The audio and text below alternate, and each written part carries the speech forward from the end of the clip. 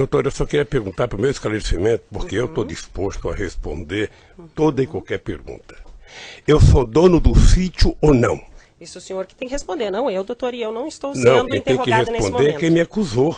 Doutor, e assim, senhor ex-presidente, esse é um interrogatório, e se o senhor começar nesse tom comigo, a gente vai ter problema. O interrogatório do ex-presidente da República, Luiz Inácio Lula da Silva, na sede da Justiça Federal, em Curitiba, terminou por volta das 17h50 desta quarta-feira. Ele começou a ser interrogado pela juíza federal substituta Gabriela Arte por volta das 15 horas no processo da Lava Jato que investiga reformas feitas no sítio de Atibaia, em São Paulo. Durante o depoimento, houve desentendimentos entre Lula e a juíza. Veja agora no vídeo. Senhor Luiz Inácio Lula da Silva, vou chamá-lo de ex-presidente? O senhor prefere como? Pode ser ex-presidente? Doutor, se puder falar um pouquinho mais alto para mim seria bom. Tá. Posso chamá-lo de ex-presidente? Pode. Tá. Então o senhor sabe do que está sendo acusado nesse processo, Não. né? Não sabe? Não sei, gostaria de pedir se a senhora pudesse me explicar qual é a acusação. Tá. O senhor tem dois conjuntos de acusação. A primeira parte da acusação diz respeito à corrupção, que o senhor teria recebido vantagens indevidas da Odebrecht e da OAS relacionadas aos contratos que eles têm com a Petrobras, e um segundo conjunto de atos que seriam atos de lavagem de dinheiro relacionados à reforma do sítio em benefício ao senhor e à sua família, que foram feitos em primeiro momento pelo Bunline, num segundo momento pela Odebrecht e num terceiro momento pela OAS. Um resumo muito sintético seria isso. Não. Eu imagino que a acusação que pesava sobre mim é que eu era dono de um sítio em Atibaia. Não é Eu isso. passei. Não é isso. Não é isso que acontece. É ser beneficiário de reformas que foram feitas. A acusação passa pela relação do senhor ser dono do sítio, mas a acusação imputada é do senhor ser beneficiário das reformas que foram feitas por essas três pessoas que eu lhe falei. Bunlai, Odebrecht e OAS. Mas, doutor, eu só queria perguntar para o meu esclarecimento, porque eu estou disposto a responder toda e qualquer pergunta. Eu sou dono do sítio ou não? Isso o senhor que tem que responder, não eu, doutor, e eu não estou Não, sendo quem tem que interrogada nesse responder é momento. quem me acusou. Doutor, e assim, senhor ex-presidente, esse é um interrogatório, e se o senhor começar nesse tom comigo, a gente vai ter problema. Então, vamos começar de novo. Eu sou a juíza do caso, eu vou fazer as perguntas que eu preciso para que o caso seja esclarecido, para que eu possa sentenciá-lo, ou algum colega possa sentenciá-lo. Então, num primeiro momento, eu quero dizer que o senhor tem todo o direito de ficar em silêncio, mas nesse momento eu conduzo o ato. Mas, doutor, Pela ordem, meritíssima juíza.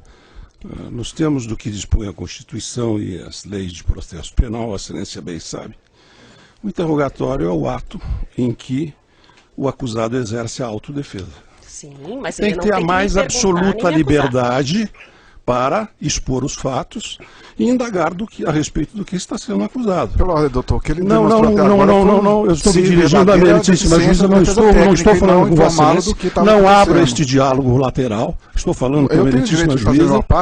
Você não vai me cortar. Eu estou me dirigindo ao juízo. Eu vou interromper. Vossa excelência quer substituir o juízo? Não, o Tá, senhor que eu vou está atrapalhando a interromper o condição da áudio nesse audiência, doutor. momento, se o senhor não... Eu posso fazer as perguntas ao seu cliente, o senhor orientou ele do que está sendo acusado nesse processo, ele está apto a ser interrogado, ou o senhor precisa sair dessa sala e conversar com ele e ele retornar? Absolutamente não. Eu só quero que ele tenha a liberdade de, nas formas da Constituição e da lei, responder da forma como ele acha adequado. Ele responde respondendo, não fazendo perguntas ao juízo ou à acusação. O senhor se sente apto a ser interrogado neste momento, o senhor ex-presidente? Não, eu me sinto apto e me sinto desconfortável. Se o senhor se sente desconfortável, o senhor pode ficar em silêncio, como eu ia dizer. O silêncio do senhor não será usado em prejuízo à sua defesa. Se o senhor quiser responder as perguntas que primeiro eu vou lhe fazer, depois o órgão do Ministério Público e depois as defesas, o senhor pode responder. E quando é que eu posso falar, doutora? O senhor pode falar, o senhor pode responder quando eu perguntar, no começo. Mas pelo que eu sei, é meu tempo de falar. Não, é o tempo de responder as minhas perguntas. Eu não vou responder interrogatório nem questionamentos aqui. Está claro? Está claro que eu não vou ser interrogada? Eu não imaginei que fosse assim, doutora. Eu também não. Como eu sou vítima de uma mentira Eu há muito também não tempo, imaginava. eu imaginei então que agora... vamos começar com as perguntas. eu já fiz um resumo da acusação e vou fazer perguntas. O senhor fica em silêncio ou o senhor responde? E o senhor Cristiano Zanin, eu não lhe concedi a palavra, eu vou fazer perguntas. Eu já lhe fiz o resumo do que o senhor está sendo acusado e agora quero lhe perguntar em que momento, primeiro momento que o senhor teve contato com esse sítio de Atibaia. Dia 15 de janeiro de 2011. Tá. O senhor teve contato com esse sítio de Atibaia no 15 de janeiro de 2011, como? Eu tinha deixado a presidência da República, eu estava de férias, e quando foi no dia 12 de janeiro, me falaram que o Jacob Bittar tinha comprado um sítio, que se eu queria passar um final de semana lá. Eu subi do Guarujá no dia 15 e fui ao sítio do Jacob Bittar, que na verdade era do filho do Jacob Bittar. Tá. Foi-lhe informado por quem? O Jacote falou? A dona Marisa? Não, quem falou foi um filho meu por causa de uma briga minha com a dona Marisa.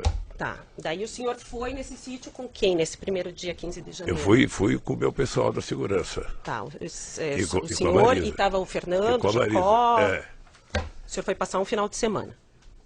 Eu não sei se foi no final de semana ou um domingo, não lembro bem. Tá. Quando o senhor chegou lá, o senhor soube que o sítio era do Jacó, já de cara, que era do Fernando? Soube Tá. que era... Segundo- Na verdade, eu soube que o Jacob Bittar tinha doado ao filho dele o dinheiro da poupança dele, o dinheiro sei lá de onde, ou seja, para que o filho pudesse adquirir o sítio. Tá. O senhor passou a frequentar o sítio a partir de então? Passei a frequentar o sítio em 2011, alguns finais de semana, junto com o Jacob Bittar, junto com o Fernando. Tá. Chegou um momento que o senhor chegou a ficar hospedado lá, porque quando houve a busca e apreensão foram encontrados vários objetos pessoais do senhor e da Eu dona... ficava hospedado de final de semana lá. Então, o senhor ia final de semana, mas com mais frequência a partir de um certo momento ou desde 2011? Eu não lembro. Eu acho que em 2011 até 27 de outubro eu ia sempre com o Jacob Bittar, porque nós fazíamos lá, jogávamos buraco, jogávamos mexe-mexe, e o Jacó tinha na nossa companhia, sabe, naquele instante eu acho que era uma relação quase que de irmã.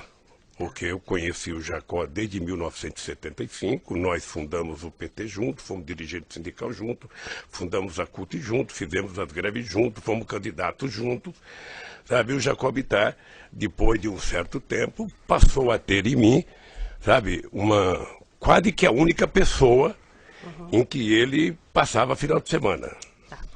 É que a partir de um certo momento, pelo que consta dos autos e pelo que foi encontrado na busca e apreensão realizada no sítio, a família Bittar deixou de frequentar com tanta frequência, o senhor e a sua família começaram a frequentar mais. Isso chegou a acontecer? Veja, a família Bittar, o Fernando Bittar, em função de ter um filho de 12 anos que preferia ir para o shopping do que para o sítio, não ia, mas o Jacó ia constantemente para o sítio. E o problema do Jacó é que ele estava com mal de Parkinson e estava cada vez mais ficando com problema. Mas ele foi muito tempo. Frequentava junto com o senhor e com a Quem dona deixou de Marisa. frequentar um pouco mais fui eu por causa do câncer. Depois do dia 27 de outubro, eu tive 2011, 2012 o tempo inteiro, menos possibilidade de ir, e às vezes ia e voltava no mesmo dia por causa da doença. Tá. E o Fernando falou até que o senhor ia na época do tratamento e ficava hospedado de vez em quando, né? Eu ia, mas não ia para dormir porque eu tinha problema de... Tá. De O senhor ia passar o debilidade dia. mesmo. Tá.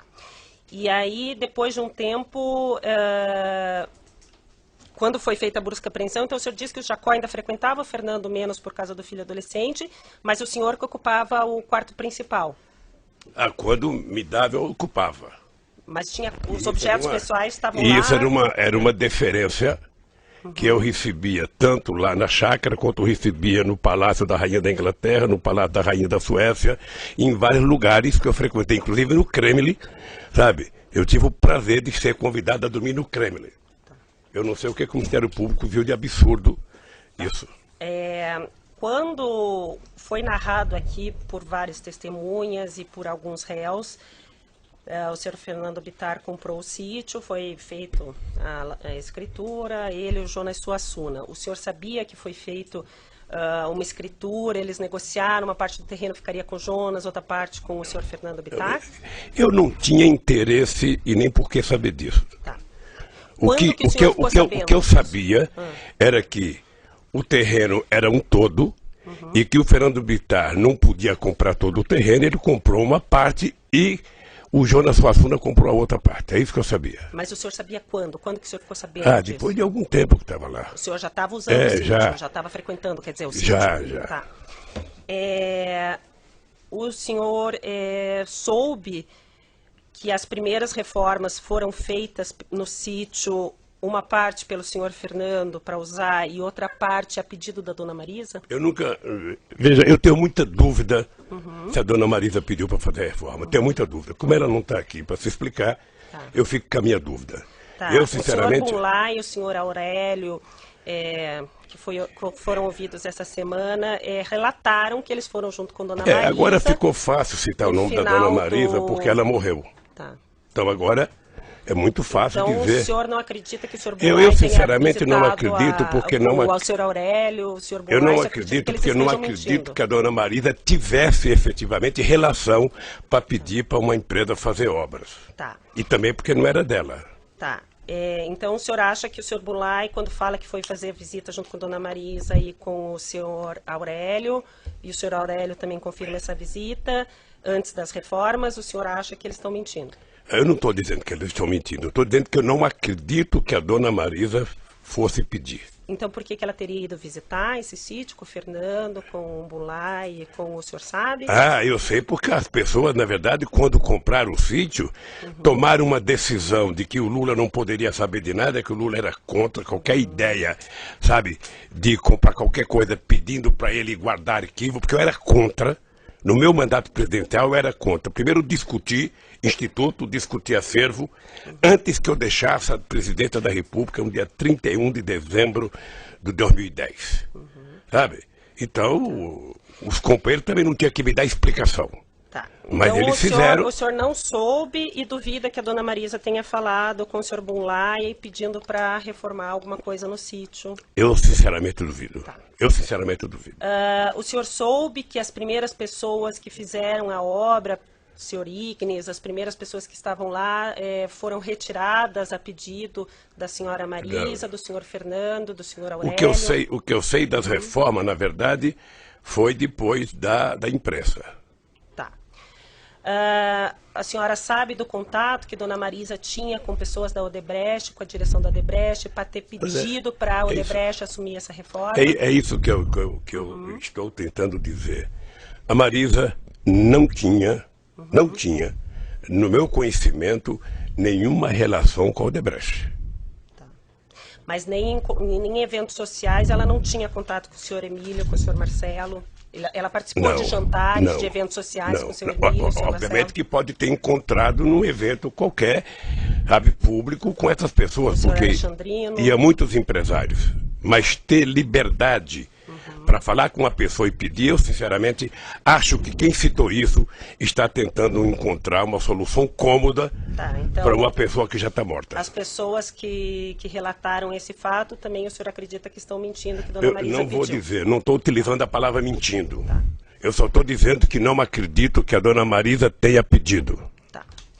Com relação a parte que foi feita, o senhor já relatou, e eu ia perguntar isso no início do depoimento, ficou um pouco tumultuado, a questão da relação do senhor com a Odebrecht. O senhor concorda em usar o que já foi dito nos outros processos, no processo anterior, que é do apartamento e do... O senhor concorda ou o senhor quer que refaça algumas perguntas? Doutora, eu na verdade gostaria de falar outra vez o que eu já falei aqui para o doutor Moro, numa audiência.